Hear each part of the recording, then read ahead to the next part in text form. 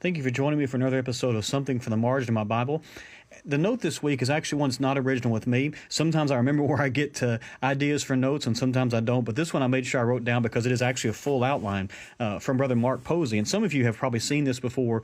This is one that he shared through his work, a pulpit preview, and I enjoy seeing those from time to time. And every so often I'll see one that I want to use in a sermon, and sometimes I see one I want to put in the margin of my Bible.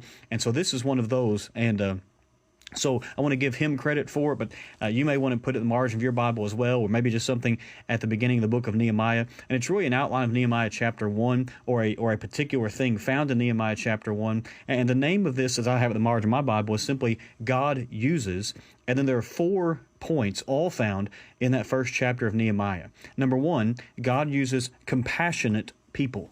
Compassionate people. That's found in verses 3 and 4, where Nehemiah finds out what's going on back in his home city of Jerusalem, and he wants to know. He has compassion for his home city, his home region. It just says something about his heart. And then his reaction in verse 4 is that he weeps, he mourns, he fasts and prays because of what has happened in Jerusalem. So God uses compassionate people. Number 2, God uses prayerful people. Prayerful people.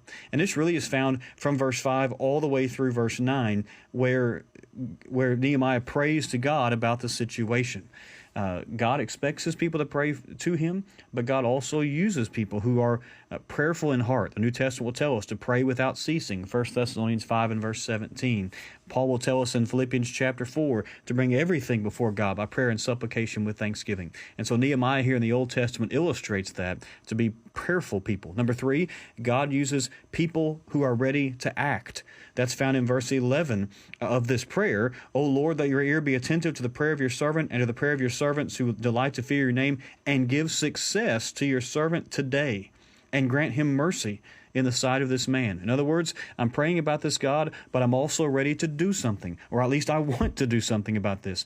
Prayer is extremely important, but God uses people who pray, yes, but who also are willing to say, well, if God opens a door, I'm going to walk right through that door and do what needs to be done to be faithful to him. So God uses people ready to act. At verse 11a, as I have it in my margin. And then God uses, number 4, trustworthy and ordinary people.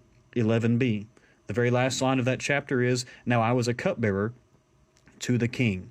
So God uses trustworthy people because that's what a cupbearer was, but ordinary people. He wasn't the king. Nehemiah wasn't. He wasn't even some sort of high-ranking official in the army or anything like that. He was a cupbearer. He was a servant. So again, this outline from Mark Posey, not original with me. God uses compassionate people, Nehemiah 1, 3, and 4. He uses prayerful people, verses 5 through 9. He uses people ready to act, verse 11a, and then God uses trustworthy, ordinary people, 11b. I know this has encouraged me, and I hope it encourages you. Maybe that's something you want to put in the margin of your Bible or a notebook you have about the book of Nehemiah. But anyway, I hope this encourages you in your Bible study and your walk of faith. And we'll see you next week on Something from the Margin of My Bible.